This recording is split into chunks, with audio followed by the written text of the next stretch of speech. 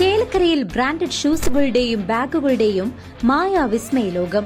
ഓണാഘോഷം പൊടിപൊടിക്കാൻ അന്നയും നിങ്ങളോടൊപ്പം. Mega price 3 സ്വർണ്ണ നാണയം.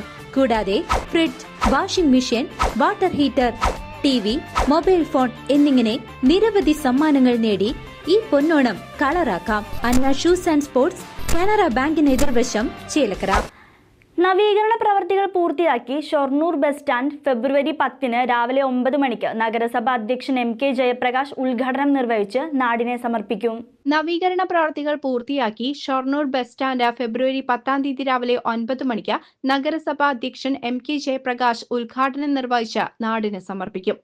ഷൊർണൂരിൽ 1 മാസം മുമ്പ് തുടങ്ങിയ നവീകരണ പ്രവർത്തികളാണ് ഇപ്പോൾ പൂർത്തിയായത്. ബസ് സ്റ്റാൻഡിൽ പുതിയ കോൺക്രീറ്റ് നിലം, ഇരുവശത്തും അഴുക്കുചാൽ, മലിനജല ശുദ്ധീകരണ പ്ലാന്റ് എന്നിവയാണ് പുതുതായി ഒരുക്കിയിട്ടുള്ളത്.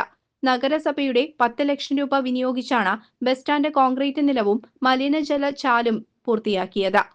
സംസ്ഥാന സർക്കാരിന്റെ ബഡ്ജറ്റിൽ നിന്ന് 1 കോടി രൂപ വിനിയോഗിച്ചാണ് ഷൊർണൂർ ബസ് സ്റ്റാൻഡിനകത്ത് മലിനജല ശുദ്ധീകരണ പ്ലാന്റ് പൂർത്തിയാക്കിയത്. ബസ് സ്റ്റാൻഡ് നവീകരിക്കാത്തതിനെ തുടർന്ന് ബസ്സുകളെല്ലാം റോട്ടിലാണ് നിർത്തിയിട്ടിരുന്നത്. ഇത് വൻ ഗതാഗത കുരുക്കിനും കാരണമായിരുന്നു. മഴക്കാല സമയങ്ങളിൽ ബസ് സ്റ്റാൻഡിൽ വെള്ളം കെട്ടി നിൽക്കുന്നതും മലിനജലം ഒഴുകിപ്പോകാത്തതുമായി ബന്ധപ്പെട്ട നിരവധി പരാതികൾ ഉയർന്നതിന്റെ അടിസ്ഥാനത്തിലാണ് ബസ് സ്റ്റാൻഡ് നവീകരണം നഗരസഭ വേഗത്തിലാക്കിയത്. CCV news, Chelakkara.